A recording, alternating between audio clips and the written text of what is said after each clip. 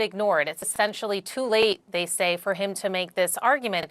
But the Attorney General's office says if they are going to consider it, they want the appeals court to ask some more questions. Essentially, they want to know what efforts Trump actually made to get a bond. What were the terms that were put forward? Trying to get to the bottom of, did Trump just not like the terms, or was he really unable to get it? They also urged the appeals court to discount the testimony of some of the insurance broker and Trump's legal officer who, had said that they made these efforts, that no one would underwrite the bond because they wouldn't underwrite it based on real estate. Trump's lawyers are saying that maybe Trump should try to pool and get a number of underwriters to come together to underwrite a $500 million bond. They also suggested that Trump should have put up some of his properties with the court to secure this judgment. But, this is still, as the clock is ticking, the ball is in the hands of the appeals court panel. They have to decide if they're going to grant Trump's motion to either allow him to post a bond that's less than $500 million or to say he doesn't have to post one until the appeal of this whole case plays out. Now, the deadline for Trump to come up with the bond is Monday. And if he doesn't, that's when the New York Attorney General's office can begin to try to enforce this judgment. That means they can try to seize bank accounts. They can try to seize some properties. They can start taking steps to move forward to enforce this judgment. Dana? Kara, thank you so much for that. I want to bring in Bill Cohan of Puck, who has reported extensively on this. Nice to see you, Bill. Let's start with what Kara was just talking about, that Trump's attorneys say that he's tried very hard to get a bond, and it's not possible. Can you break down why he couldn't get one? Well, Dana, thank you for having me. He can't really get one because he's not a good credit risk, Dana. He hasn't been a good credit risk for a very long time. During the 90s, 6 or so of his companies went bankrupt. So that is something that annoys creditors across Wall Street who have long memories. And he's also been known to not pay contractors and subcontractors and lawyers.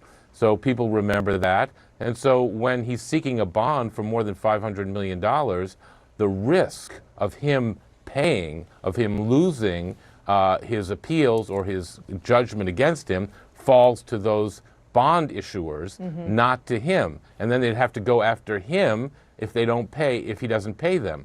So, they don't want to take that risk. Why should they? Why should anybody take that risk at the moment? He's proven himself to be a very risky credit risk. Okay, so let's take getting a bond off the table then.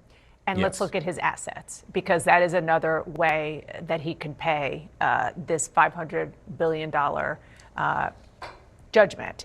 And some of the assets that we're talking about, and we'll give some of what we think are their worth, the Avenue of Americas, $500 million, 40 Wall Street, $270 million, California Street, which is in San Francisco, $125 million. Now, some of these he owns, some of these he has an investment in, so we can talk about that. And then also Mar-a-Lago, of course, $240 million, which I believe he owns outright. The Doral Golf Course, which he loves, $305 million, and the famous Trump Tower penthouse, which is apparently worth about $40 million. What are your thoughts on those?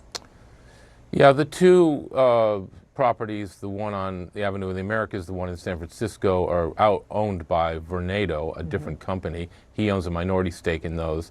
I don't think he's going to have much luck with that minority stake, using that as collateral for a bond.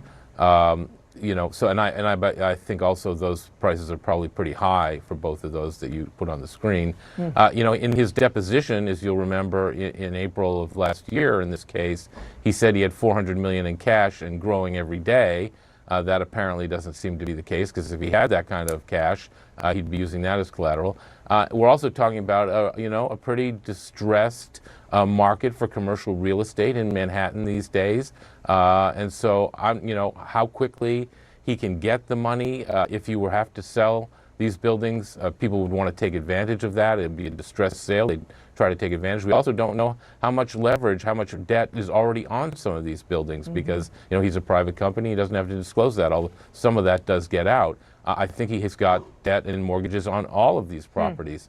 So, what is the equity value of these things? That's another thing that, the bonders are going to look for. If you sum it all up, Dana, I'm thinking at this point he really isn't going to have much choice but to file for personal bankruptcy. And I know that's something he doesn't want to do, and has said he doesn't want to do, but it would stay this judgment. It would throw it all into bankruptcy court, and that would buy him the time that he so desperately needs in this situation. You think that's the most likely scenario, that he files for bankruptcy? That would be a big deal for a presidential candidate of any kind, but particularly one who is running on his prowess as a business person. Yes, of course, but I think he's the master spinner, right? So he'll be able to spin that if it happens. I'm sure he'll spin that in a way that'll appeal to his backers. No question. But I don't really see that he has any other choice at this point. I don't see who's going to give him this money. Let me just ask you about that before I let you go, because it is, I guess, possible for him to get money from an outside investor or backer. He could get it from another billionaire that's more liquid. He could potentially get it from a foreign national, but then that, of course, brings in other problems when it comes to his presidential campaign and campaign finance laws. Right, and I think even if he were to get the money from another billionaire who would be, a bit crazy to do it, but it could happen, that might run afoul of federal election laws as well. That would be a very big donation to a presidential candidate. Yeah, so I guess we're going to take that off the list. Thanks for breaking it down. Appreciate it, Bill. Thank you. Tara, I want to bring you on this because we were having a really interesting conversation earlier in the 5 a.m. hour about just how important